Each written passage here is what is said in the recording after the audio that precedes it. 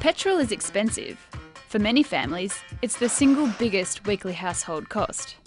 Petrol prices have risen more than 120% in the last decade and show no signs of stopping.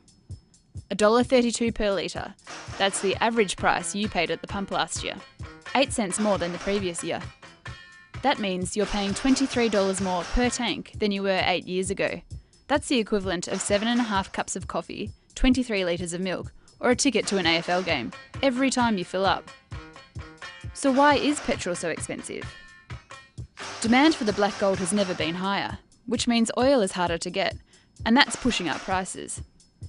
There are heaps of other factors that affect the price of oil. Political tensions in the Middle East, concerns about the global economy, carbon pricing, international demand, cost of supply, and commodity speculation. So where does your money go?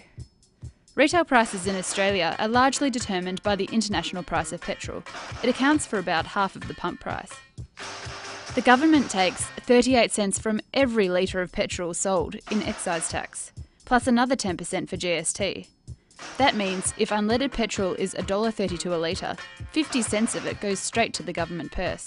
15 cents goes towards wholesale and retail costs, like storage, transport, freight, wages, and retail site costs. And only about 1 cent is petrol company profit. Although the petrol industry is not crying poor. They made $2.2 billion last year. Retailer Woolworths sold $6 billion worth of petrol, but only made $117 million profit. That's less than 2%. Meanwhile, the government sat back and raked in more than $6 billion from taxing the petrol industry. But fuel taxes are still lower here than in many other developed countries, ensuring we have some of the cheapest petrol around, for now. According to the CSIRO, prices could soar to $8 a litre in 6 years. So what can you do about it? There are a few simple steps you can take to limit the amount of hard-earned cash you fork over for petrol. You can limit your car usage by using public transport, walking, riding a bike, or carpooling.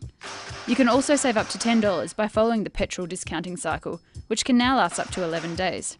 Watch the prices and fill up at the lowest point.